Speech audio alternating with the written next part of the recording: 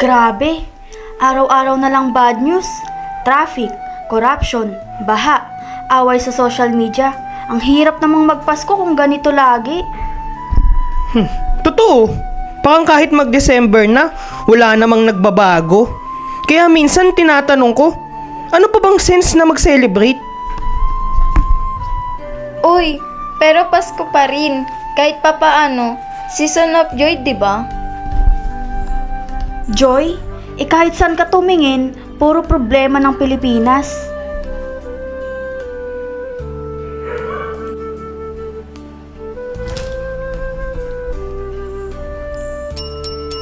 Uy guys, sinubukan ko paandarin tong parol ko pero parang may kulang. Baka naman battery low. Hindi, tingin ko tayo ang low. Kasi kahit Pasko na, parang nawalan tayo ng pag-asa. Hindi mawawala ang pag-asa kung may nakikita tayong pagbabago. Pero minsan, kahit hindi natin makita ang pagbabago sa paligid, pwede muna nating balikan ang pagbabago sa puso.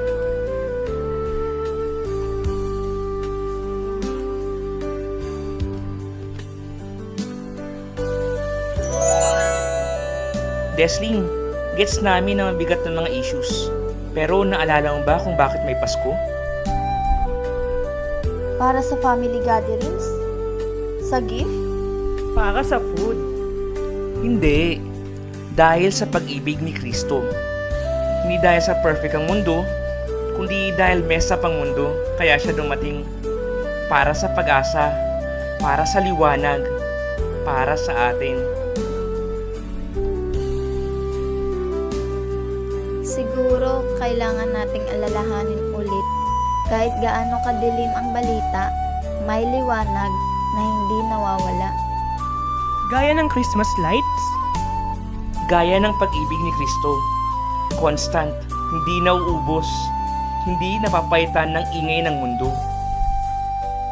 Kaya pala, kahit may problema ang bansa, may dahilan pa rin magdiwang. Kasi, hindi nakabase sa sitwasyon ang Pasko. Nakabase sa pag-ibig na dumating para sa atin.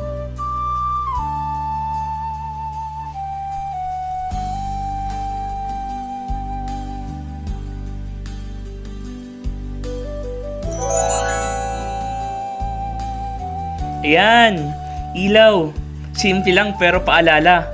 Kung siya ang sentro, umiilaw ang lahat. Ay, siguro tama kayo. Minsan sobrang totoo sa problema ng bayan. Nakalimutan ko yung pinaka-importante. Hindi pala tungkol sa kung gaano kadilim ang mundo, kundi kung gaano kaliwanag ang pag-ibig ni Kristo. At dahil doon, may pag-asa pa rin ang Pilipinas. Nagsisimula sa puso ng bawat Pilipino. Sa puso nating handang magmahal, magpatawad at magbigay. Gaya niya.